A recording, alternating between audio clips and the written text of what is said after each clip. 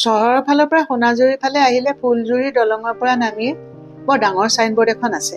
তাতে লিখা আছে, যি সাহস আৰু দৃঢ়তাৰে আমি দেশৰ কাৰণে যুঁজিছিলোঁ, সেই একেই সাহস আৰু দৃঢ়তাৰে আমি এতিয়া শান্তিৰ কাৰণে যুঁজিব লাগিব। তাৰ তলতে লিখা আছে, তাজখণ্ডত লাল বাহাদুৰ শাস্ত্ৰীৰ শেষ বাণী। জয় জৱান জয় কিষাণ বুলি ধ্বনি দি শত্ৰুৰ পৰা দেশ ৰক্ষাৰ লগতে কৃষি আৰু কৃষকৰ কথা চিন্তা কৰা প্ৰধানমন্ত্ৰী শাস্ত্ৰীজীৰ অকালতে মৃত্যু হ'ল। ভাৰত পাকিস্তানৰ মাজৰ যুঁজখন ৰ'ল। যুঁজৰ অশান্তি গুচিল হয়, কিন্তু সোণাজুৰি নতুন এখন যুঁজত নামি পৰিবলগীয়া হ'ল। সেইখন অন্য এক ৰাক্ষসৰ লগত যুঁজ। ভোক নামৰ ৰাক্ষস আৰু দৰিদ্ৰতা নামৰ ৰাক্ষসীৰ লগত যুঁজ। এইখন যুঁজ অকল সোণাজুৰিয়েই নহয়, আচলতে সমগ্ৰ দেশখনেই যুঁজিবলগীয়া হ'ল। দৰিদ্ৰতাই সোণাজুৰিৰ ওপৰত এখন ক'লা জাল পেলাই দিলে। মহন্ত ঠিকাদাৰ, হীৰাজুৰি ফালৰ বকুল আৰু বদন নামেৰে ভাই ককাই হ'ল ৰূপাজুৰিৰ মীনকান্ত।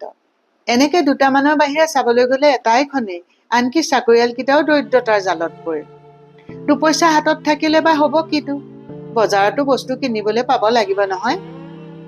ভোক নামৰ ৰাক্ষসে ৰূপ সলাই সলাই লাহে লাহে লঘোণ নাম লৈ সোণাজুৰি প্ৰায়খিনিৰে ঘৰত বৰপীৰা পাৰি বহি ল'লে। তেনেকুৱাতে এদিন নগোসাঁনীৰ ক্ষেত্ৰতো এটা অঘটন ঘটিল। অনেকেই অৱশ্যে কিবা ৰিষ্ট খন্দিল বুলি সান্তনা দিলে যদিও ঘটনাটোৰ পৰা স্বয়ং নগোসাঁইৰ ঘৰৰ অনেক অনিষ্ট হ'ল। ঘটনা মানে হ'ল কি, পুৰুষ বাপে সেইদিনা মাহেকৰ মূৰত দৰমহা লৈ ভেনিটি বেগটোত ভৰাই ঘৰলৈ আহোঁতে বাটতে শইকীয়া এণ্টাৰপ্ৰাইজ বোলা খবৰ কাগজৰ দোকানখনত সোমাল। তাতে খবৰ কাগজৰ দমৰ ওপৰতে বেগটো থৈ যেনিবা কাগজ এখন হাতত মেলি লৈ কিবা চাওঁতে ঘূৰি পাকতে দেখে বেগটো উধাও। দৰমহাৰ উপৰিও আৰু কেইটামান পইচাৰে সৈতে বেগটোত নগদ ৩১১ টকা ৭০ পইচা আছিল। ইয়াকে কয় বোলে এনেই মৰিছো ঋষিৰ খাপত, তাতে আকৌ ধানৰ ভাপত। এতিয়া এই মহাঘৰ দিনত আনক ২টা পইচা দুমুঠি চাউল দি সহায় কৰে চাৰি, এইটো মাহত নিজৰে পানীত হাঁহ নচৰা হেন হ'ল। সোণাজুৰি বহুতকে পিত্ত বেমাৰে পালে। প্ৰথমতে অককাই থাকি থাকি ভদৌৰ ঘৈণীয়েকে লাহে লাহে তিতাপানী বটিয়াই সেতেলি লোৱা লেখীয়া হ'লগৈ। নগৰৰ হেমিপেটিকলে এদিন সুৰুজপ্ৰভাই ৰিক্সাত তুলি লৈ গ'ল, দেৱাই দিলে, পিছে তেনেকৈ গোন্ধহে নধৰিলে। পেটত খুদকণ এটা নাই, অকল দেৱাই কটিয়াই থাকিলে হ'ব কিটো। কথাটো সুৰুজপ্ৰভাই ধৰিব পাৰিলে। ভদৌৰ পেট মোচা মুকুন্দ বোলাটো উৰ্মিৰ জুৰীয়া যেনে লাগে দেখাত। স্কুলত অৱশ্যে দিয়া নাই। আজিকালি সি প্ৰায়ে নগোসাঁই ঘৰৰ আগত ভুমুকা ভুমুকি কৰি থাকে। ৰাতিপুৱা ৰাতিপুৱা বুঢ়ী গোসাঁনীয়ে থাকিলে ভীমকল বা আন কলেৰে আৰু তাকে নহলে গুড় অকণেৰে হলেও ভজা পিঠাগুড়ি বা সান্দহগুড়ি সানি খায়। তাৰে লাৰু 2টা কৰি উৰ্মি আৰু প্ৰকাশকো দিয়ে। আজি কেইদিনমানৰ পৰা গোসাঁনীয়ে লাৰু কৰাৰ সময়ত সেইটোক দেখিছ যদি মাতি দে বুলি মুকুন্দলৈকো লাৰু এটা কৰে। আবেলি বেলিকা এদিন সি সুৰুজপ্ৰভা কলেজৰ পৰা আহি সোমাওঁতে চুচুক চামাককৈ চোতালতে কলে, বোলে এটা গুড়ি আনিছিলে যদি বটিয়ে এটা চলা ভুচিখিনি বিচাৰিছে। পিৰালিত বহি বটিয়া বাটি থকা বুঢ়ী গোসাঁনীয়ে বোলে, এতিয়ানো ভুচি কি কৰিবলৈ বিচাৰিছে মাৰে? পুখুৰী নায়েই, কৰনো মাছক ভুচি দিব খুজিছে? নে বাপেৰে ককায়েৰে কৰবাত মাছ ধৰিব খুজিছে, হয়নে? সেমেনা সেমেনি কৰি মুকুন্দ কলে, মাছলে নহয়, বটিয়ে আমি খাবলৈহে বিচাৰি নিবলৈ কৈছে। বুঢ়ী গোসাঁনী আৰু সুৰুজপ্ৰভা দুয়ো খন্তেক ইগৰাকীয়ে সিগৰাকীৰ চকুলৈ চাই ৰল। মুখেৰে কি কব নিৰ্ণয় কৰিব নোৱাৰি।